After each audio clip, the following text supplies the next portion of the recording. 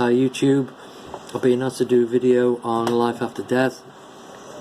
I've got quite a few notes here, so I'm going to get straight to it.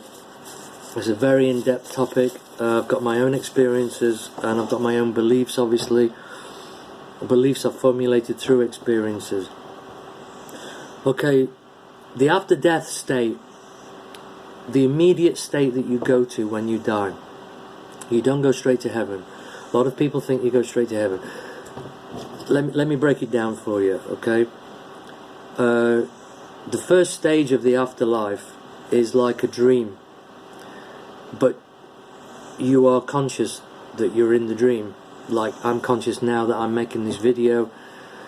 If you think about the dreams you've had in the past, it's almost like you're in some movie and you don't really have any power over what's going on. It's kind of that's like it is for, depending on who you are. You see, the afterlife is all dependent on who you are, the quality of the afterlife, the length of it, the longevity, this, that, and the other. All right, let me slow down. There are, I found this. Some people are so caught up in material life that they don't even realize they've died, because the desire to be in the world and be involved in everything the world has to offer, you know, is so strong, and the attachment to the family is so strong, and people is so strong that they don't even know they've died. It's like an acceptance, and eventually consciousness will prevail. You will suddenly become conscious of the fact that you've actually died. But until then, you remain in a kind of semi-conscious dream state, which is actually, this is where God's grace really comes in, because, like I said, it depends on who you are, okay, and what kind of life you've lived to where you go in the afterlife. Now, predators, murderers, rapists, paedophiles, child traffickers, drug dealers, crack dealers, heroin dealers, you know, people like that. They're like on the lowest plane. There's 7 substratas. There's 7 levels to the second heaven. You know, there's the okay. So the earth is the physical plane, which is matter, what we're in now. Second plane is the dream world, the astral plane, and the third one is heaven itself. So the second heaven is what they call Abraham's bosom, but only for some. Second heaven has 7 levels. Okay, the first level is earthbound. So everything you see in the earth, and for the predators and murderers and this, that, and the other, the scenes you will see, if you were to go into one of their, into that realm, into that number 1 realm, the lowest realm, you would see like places in town that are dark. You know, everything would be dark. There'd be no sunlight. Although there is no sun and no moon in the astral plane, it's the astral light. It's the light of God. There is darkness there, and these people, they skulk about in dark places, and when they're punished by demons to start to enable them to wake up, a lot of it's in a subconscious kind of dream state, so they don't really feel, you know, they don't really feel like anything bad's kind of happening to them. Then there's the people like you're good people. They might, you know, they might be materialistic.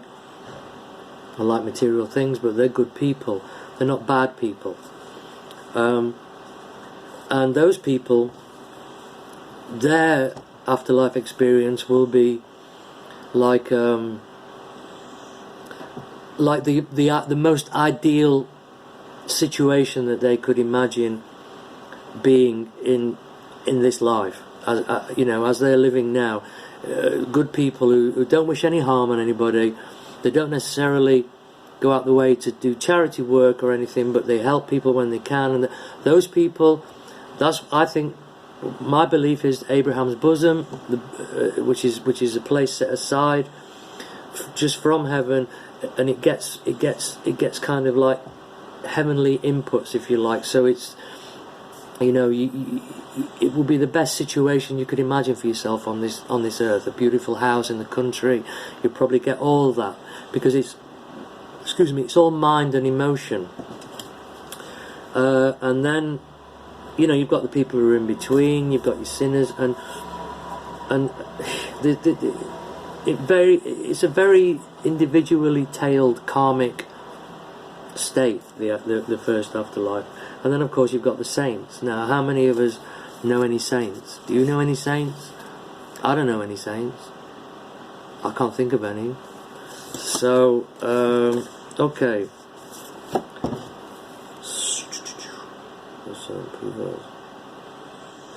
Yeah, the saying that birds of a feather flock together is true, because in the astral plane, in the afterlife, those of a like mind, they come together.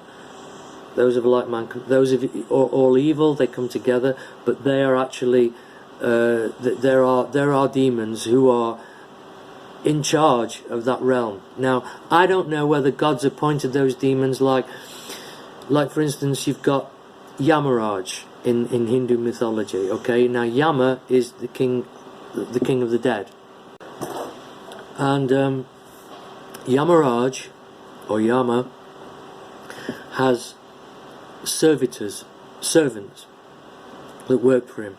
These are, I believe, the biblical demons. Now, there has to be a connection between Christ and Kalki. Christ on the white horse, Kalki on the white horse, Judgment Day.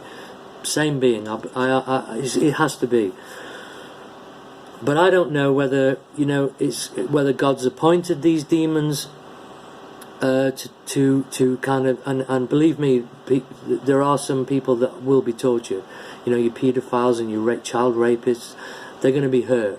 They're going to feel some pain. It's not permanently forever, but it will go on for a long time. It might as well be forever, because they literally put the fear of God into them, basically. So they're kind of stuck there for a time. Now, Yamaraj is appointed by God to do that job. Satan, on the other hand, in the biblical perspective, is a fallen angel, but he punishes evil souls. Well, my question is this: if hell is burning of the fire, and Satan's not in hell, by the way. This is the thing. Satan's not in hell. He's in the world. He's not in the physical world, this flesh and blood, because he doesn't have flesh and blood body. He has a spiritual body. He has a dream body. That's why he comes in dreams. That's where you get nightmares from. That's why people have had feelings of somebody sat on the chest and they can't move the body, or they can't move the neck. You know, that's usually demonic attack. Now, you can be a good person and still have demonic attack, you know, or you can be a bad person. You know, it's a kind of your individual path to kind of work out. But dreams are definitely the key. Okay, evil begets evil, you know, but eventually consciousness does prevail.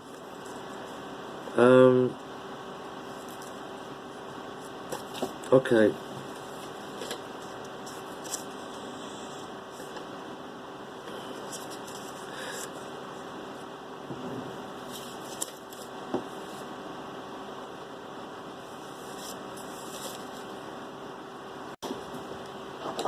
Now, the spiritual body, or the astral body, can change form within seconds. If you're sat looking at somebody in the dream world and you're conscious and they're there, depending on what they're feeling, their body could look as they did when they were a child, or when they were 40, when they were 30, when they were 20, when they were 50, when they were 80, and it can fluctuate like that because it's moving at the metabolic rate, or is that the right word? It's moving faster. You know, the atoms in the astral body are moving much faster than they are in the physical body, so it changes very, very quickly. Now, I've been pulled out of my body since I was 7 years old. I've had feelings of people being on top of me. I've had succubus attacks by female demons, causing me to have orgasms in dreams. So, back to the afterlife. Basically, the afterlife, everything that is in the world is in the afterlife. It's like, if you're a good person and you die, and you've more or less come to terms with, you know, you've forgiven yourself and you've asked for forgiveness for things that you've done wrong, because everybody does wrong. I mean, nobody's perfect. Everybody does wrong. But there's degrees of that. There's degrees of that, you know. Now, they say that these child molesters and so forth, they're mentally ill. Well, the proof of the pudding is when they die, you know. Then they'll, you know, whether they were playing on it or not, eventually it will hit them what's happened and what they've done, you know. Whereas, like, a good person who's said, oh, forgive me for this, forgive me for smoking dope, you know, forgive me for stealing from a shop, or, you know, whatever like that, you know, but they're generally a good person, they don't get no punishment. Like, you know, it's kind of all systems go. Nevertheless, the first place you come to in the afterlife is not your constitutional position. It's not where you are supposed to be for eternity. It's only temporary.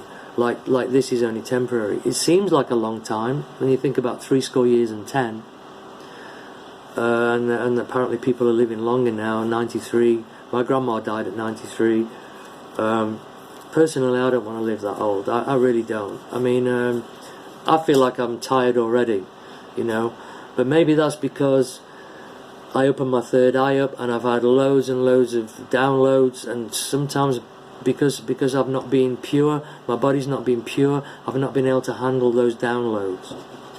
I know I'm going off on tangents here. But the afterlife is a very, very, very difficult subject to tackle.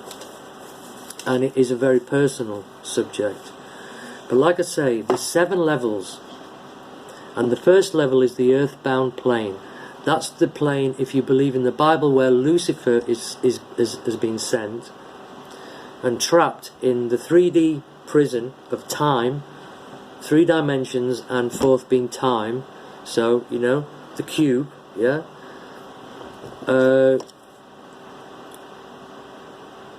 But because he's eternal, that can go on forever. Now, from the Hindu, from the Eastern perspective, God appointed Yamaraj, or the King of the Dead, to that place in order to condition souls. So conditioned souls, or decondition or recondition souls that are being conditioned by the material matrix. This matrix that we're living in, it's matter, you know. It's plastic and it's matter. This will be here after this body has gone.